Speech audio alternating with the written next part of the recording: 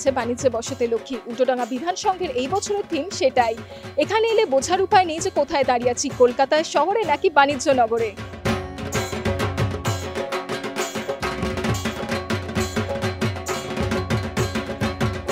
উল্টোডাঙ্গা বিধান সংঘ ৫৬তম বর্ষে পদার্পণ করেছে। এই ৫৬তম বর্ষে আমাদের ভাবনা বাণিজ্যে বসতে লক্ষ্মী, কি সমগ্র পরিকল্পনা রূপদান করছে শিল্পী মলয় সুরময়। বাণিজ্যে বসতে লক্ষ্মী বলতে গিয়ে আমরা যেটা বোঝানোর চেষ্টা করছি বা তুলে ধরার চেষ্টা করছি, বাঙালিরা এখন ব্যবসার থেকে চাকরিতেই স্থিতিশীল, সেই জন্য বাঙালিদের ঘরে লক্ষ্মী স্থিতি হয় না।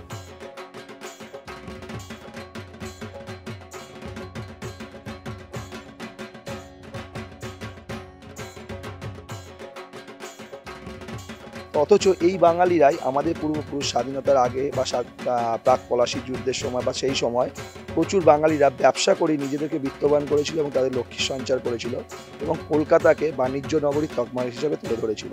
কিন্তু কালের নিয়মে তাদের উত্তরসূরিরা এই বাণিজ্য থেকে জমিদারি প্রথায় সরে আসে।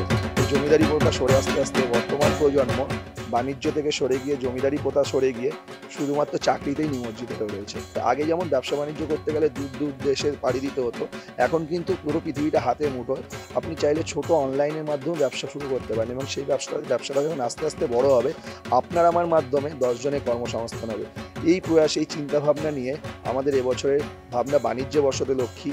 এই বাণিজ্যে বসতে লক্ষ্মী উপস্থাপন করতে গিয়ে আপনার মণ্ডপের শুরুতে দেখতে পাবেন, মণ্ডপে ঢুকলে একটা বন্দর আমরা তৈরি করেছি, যে বন্দরে হাট হিসাবে বেচা কেনার জায়গা আমরা তুলে ধরেছি। এবং মণ্ডপের মূল আকর্ষণ হচ্ছে মণ্ডপের মাঝখানে একটা আমরা বাণিজ্যের যে মেন উপকরণ, সেই উপকরণ একটা নৌকো, যে নৌকোকে আমরা এখানে তৈরি করেছি, অরিজিনাল নৌকো, একটা 65 ফুটের নৌকো আমরা এখানে তৈরি করেছি।